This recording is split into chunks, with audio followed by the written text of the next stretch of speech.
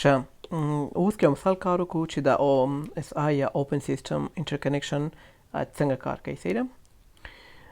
فرض وکړئ چې یو ماک کمپنۍ مثال کمپیوټر ده او بل IBM یا هر بل کمپیوټر چې مثال دوی منځ کې ارتباط موږ وټاکو یا ارتباط جوړ کړو، نو څنګه دا کار موږ کولی شو. فرض وکړئ یوزر دی هغه یو شی لیکي غواړي چې ارتباط وټاکي له بل کمپیوټر سره که نه، نو موږ یو شی ولیکل، هر شی چې ولیکل هغه راسره راځي پریزنټیشن لیر ته. پریزنټیشن لیر چې هغه د کمپیوټر ژبې ته وراړوي که نه. کمپیوټر چې کومه ژبه ویللی شي لکه باینري ژبه ده که نه، کمپیوټر ژبه چې مطلب راسره له لیکلو نه که نه، یو متن موږ لیکو، او متن موږ اپلیکیشن لیر باندې کوو، پریزنټیشن لیر کې راسره د کمپیوټر ژبې ته وراوړي.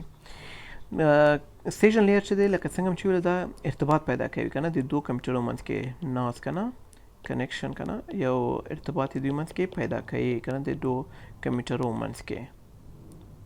صحیح.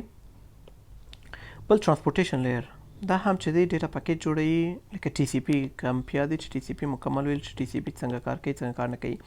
یعنی دا هم ډیټا چې لیږي له یو نه بل ته د TCP د طریقه کېږي که نه، یو بل سره کمپیوټر ارتباط جوړوي.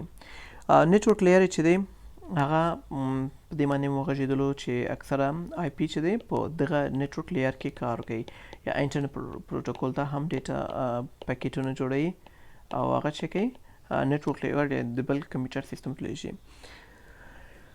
ډیټا لینک لیر چې دی، ډیټا لینک لیر چې دا ورته چې جوړوي مطلب فزیکي ادرسونه ورته جوړوي، یو لینک ورته جوړوي یا اعتباري لینک ورته جوړوي. فرض وکړئ چې ماک یو ادرس نوم ورکوي که نه چې دغه لیږل کېږي له یو سیستم نه بل نه. فزیکل لیر چې دی، دا فزیکل لیر چې دی دا مکمل غواړي دغه ټول د کارونه چې وشول دا غواړي مثلا له فزیکل لیر نه بېرته د بل فزیکل لیر ته راولېږي.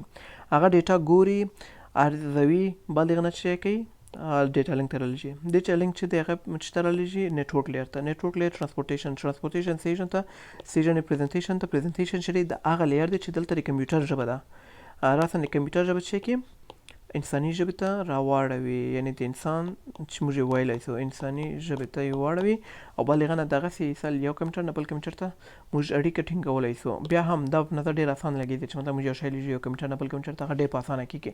لیکن هر کار چې ارتباط چې موږ له یو سیستم نه بل سیستم سره ټاکو هغه چې له طریقې کوو دغه د ټولې مرحلې پای ته رسوي، بالغه نه بیا دوی کولی شي چې یو اړیکه سره وټاکي. صحیح ده. بیا هم لکه ما ځان لپاره ډله یاده کړي دي، مثال ما داسې وایم زه ځان ته چې all people should take networking daily programs.